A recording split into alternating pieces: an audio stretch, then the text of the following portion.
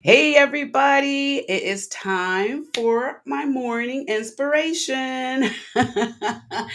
Hey, I've got two cameras running today, so you might see me looking down and looking up. I'm trying to keep focus on both these cameras, but let's go ahead and get started. Good morning, everybody. My name is Regina, and I want to try and inspire you today.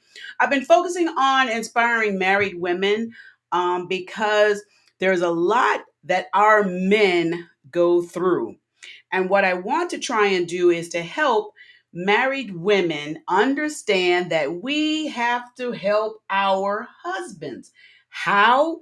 We have to help our husbands in the sense of we can't continue to put added pressure on them that's not necessary. And so some of you wives may be saying, well, what are you talking about?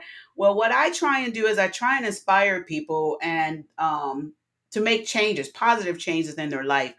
And what I do is I've taken what I have happened, things that have happened in my life, and I try and make something positive out of it, like something negative that happened. A lot of these things will just say, for instance, I did some things um, in my marriage that could have brought some shame to my husband. I could have handled situations better. I'm not saying anything like super terrible in a sense. We've had not had any marital problems per se, but we had some situations where, as a wife, I could have handled situations, communications much better than I did. So, what I want to do is, I want to share the information that I've learned in my transition of being a loudmouth sometimes to now being a person who walks around with the character of respect and a character of trying my best to be as loving and kind, as generous person as I can, and not bring any added shame to my husband. A lot of times, what I have seen some women do, including myself, you have confrontations with people, you have disagreements with people, we get combative with people, and all the while our husbands are trying to calm situations down, but we women have a tendency of amping things up. And we then get our husbands involved. And when our husbands get involved, that male side, that dominant side of men come out, and they then go into protection mode to protect the wives. And a lot of times we put our husbands in situations that we really probably should have not put our husbands in. We want our husbands to be protective of us, but we don't want to always be the wife that puts our husband in the boxing ring. That is not what we want to do. So, what I'm trying to do is to help teach others, including still in the process of teaching and learning myself, of how we can help our husbands by being better wives. Okay.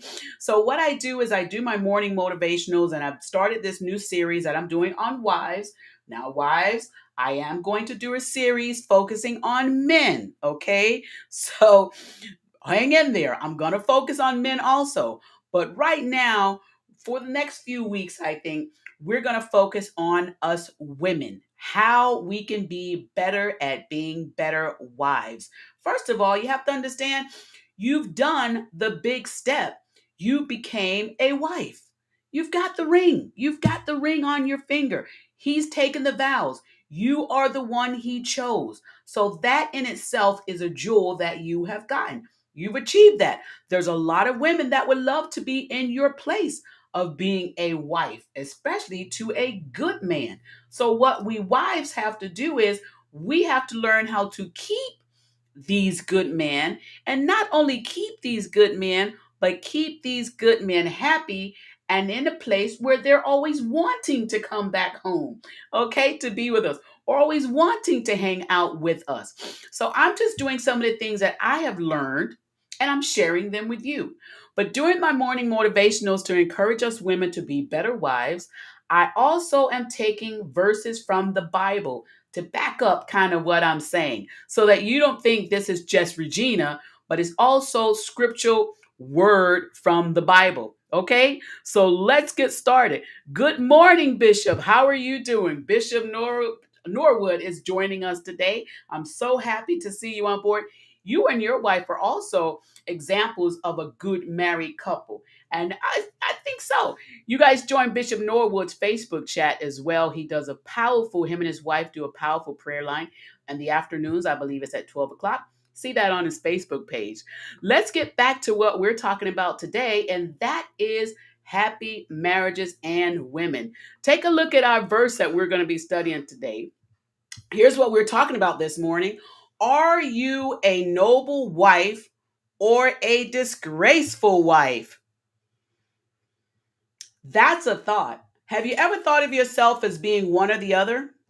I have. And guess what? I've actually been both.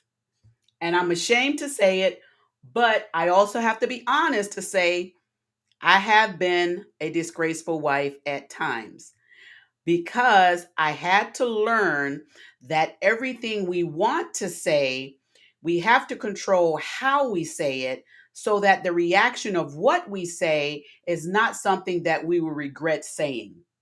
Okay? Keep that in mind. Rewind the tape so you can hear that again. So, one thing I want to find out from everyone who's watching today is, these wives, are you a noble wife or a disgraceful wife? Well, here, let's go to Proverbs chapter 12 and verse 4. Proverbs chapter 12 and verse 4 says this in the NIV version. It says, "A wife of noble character is her husband's crown, and a disgraceful wife is like decay in his bones." That thing hit me very hard when I read this verse in the Bible. And yes, these are verses in the Bible. God is telling us wives what we need to do to make sure that we have happy marriages. Comfortable marriages, marriages where you want to come home to each other, not where you're trying to stay out late, or you come home and you don't even go in the front door, but you sit on the front porch because you don't even want to enter your own home. Your home is supposed to be a place that you run to, that you're happy to be in. You're happy to see the person that's there. Husband and wives are meant to be happy and to carry each other joyfully, not disgracefully. I know we have episodes. I've been there. Remember when I started this topic this morning, I told you I've done some things in my past, in my marriage, where I felt like, hey, I could have handled that a lot better. I could have been a better wife. Because what it does is, when wives do some things that bring shame or maybe make their husbands feel like, hey, you could have handled that better. You kind of embarrassed me in front of everybody or so forth. It does tear down our husbands a little bit. And we don't want to tear down our husbands. We wives want to always build up our husbands. We want to build them up. They're out there in the world, especially in our Black communities. I really don't always like doing race, but in our Black communities, a lot of times what we do is we tear down our men.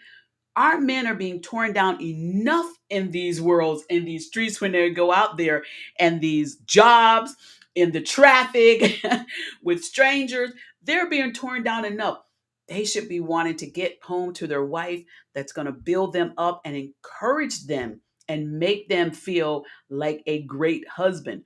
Proverbs chapter 12, verse 4 says, a wife of noble character is her husband's crown, and a disgraceful wife is like decay in his bones.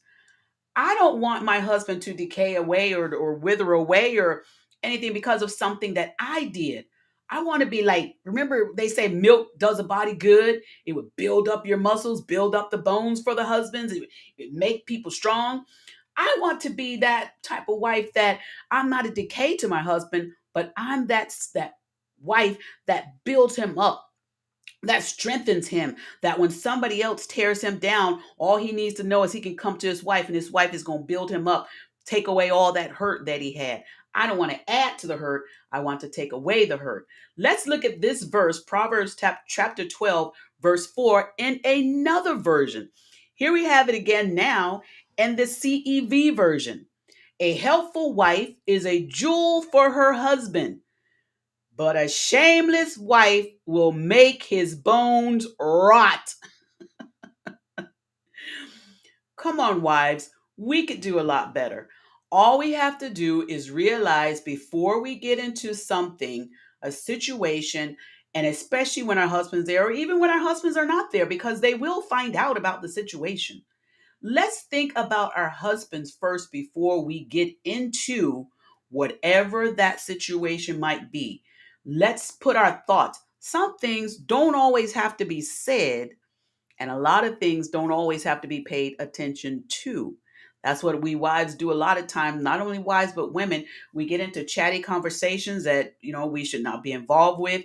We get into debates that we shouldn't be debating. We get into situations that we should not have no part of. And then we end up involving our husbands in those situations when they go bad. Let's stop doing that. Let's learn to be noble wives. Let's look at this verse and one more version. This is the easy read version. It says from Proverbs chapter 12, verse 4. I like this version because it's going to give you some added nuggets to those verses. Proverbs chapter 12, verse 4 in the easy version says, a good wife gives pleasure to her husband and she makes him happy. But a bad wife makes her husband ashamed. She causes him to be like a man who has weak bones. I don't want my husband to be weak in any manner, especially if I'm the cause of it.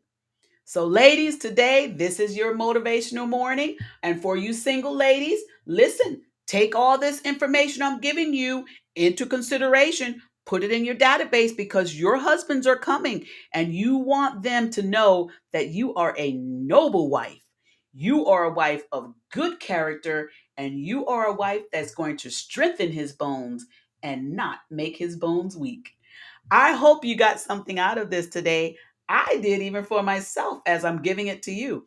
Share this video with others. Let them know that I'm going to be here to try and help people along the way of your journeys in your life, in your marriage.